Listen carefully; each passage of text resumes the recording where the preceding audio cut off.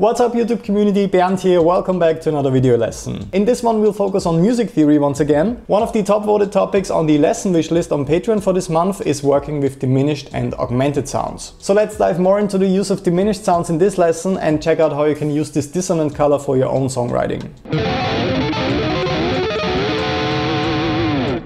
Since we already checked out different diminished arpeggio shapes in the context of sweep picking on this channel, I'd like to introduce you to a different concept today. The main focus of today's experiment is infusing the very popular sound of the minor pentatonic scale with the diminished flavor.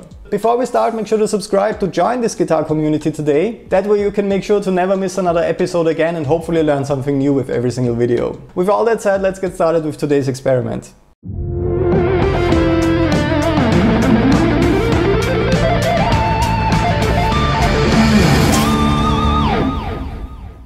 In the context of triads, a diminished triad consists of two minor thirds above the root. So as you can see on screen, you can compare it to a minor triad, but it has a lowered or flattened fifth instead of a perfect fifth. For today's lesson we are working with C as our root note, so the C diminished triad has the pitches C, E flat and G flat. And as you can see on screen, the C minor triad consists of the pitches C, E flat and G. So comparing minor and diminished shapes is something I found very useful in the beginning. If you want to work more with diminished chords in your compositions after watching this lesson, you can focus on memorizing and understanding where they occur naturally in the major and minor scale, for example. As you can see in the key of C major, for example, there is a B diminished triad consisting of the notes B, D and F on the 7th scale degree. And in natural minor scales, the diminished triad occurs on the 2nd scale degree. So, for example, in the key of C minor, there is a D diminished triad consisting of the notes D, F and A flat on the 2nd scale degree. And this is exactly where you can find them most often in popular music.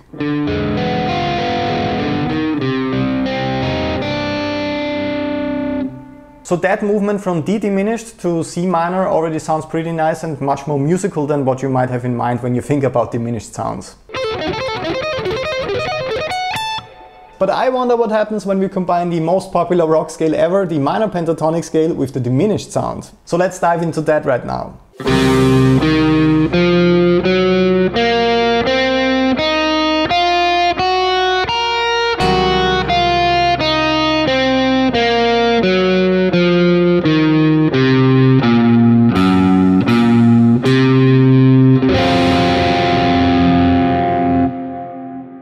You can download the tabs and guitar profiles of the C diminished pentatonic scale all across the neck on my Patreon page, patreon.com/Bernd. And this time I also recorded an exclusive backing track for the Patreon community. By downloading it and jamming along to that one, you get a better feeling for the sound of the scale in the beginning. So let's revisit the C minor pentatonic scale in this position together real quick. When we start out with the root C on the 3rd fret on the A string right here, we're playing the notes C, E flat, F, G, B flat, C, E flat, F, G and B flat, and of course G and B flat once again on the low E string. So in the minor pentatonic we are just working with 5 notes. We are playing the root, the minor 3rd, perfect 4th, perfect 5th and the minor 7th, and we repeat that all across the neck. So to get a shape for a diminished pentatonic scale, we have to make a couple of small adjustments. So we are starting out with C on the 3rd fret on the A string once again, that's our root, and we're playing C, E flat,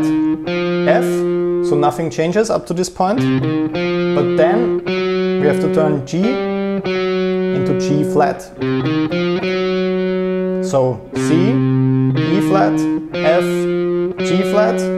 And then we continue on the G string. Once again we are just playing B flat, C, E flat, F, but then here's the stretch, we're playing G flat once again on the 2nd fret on the high E string up to B flat, and of course that also goes for the low E string. So as you can hopefully see, once again you don't have to learn a completely new scale, you just have to change one note in all octaves and then you are rewarded with a really cool diminished pentatonic scale. Let's check out a quick practical example right now to see what you can do with that.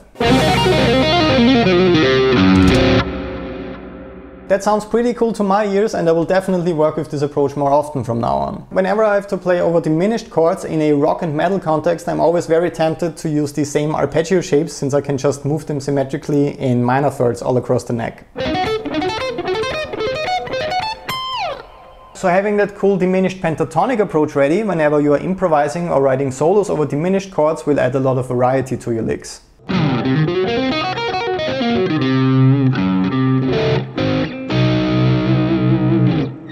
I really hope that you enjoyed this lesson and that you will try out this really cool diminished pentatonic approach for your own music. Let me know what you think about that one in the comments, and also don't forget to leave a like if you're a fan of the diminished sound in general. Don't forget to download your tabs, guitar profiles and practice backing tracks for this lesson on Patreon if you're already a member of my shred guitar community over there. And in case you want to support this channel and the creation of more videos like that one, you can also check out the merch on Teespring. As always, you can find the link in the description below this video. Thanks a lot to all the shredders across the world who ordered some merch already. I really appreciate that. So that's it for today. Thanks a lot for tuning in, and I will hopefully see you again in the next video lesson. All the best and have fun practicing until then.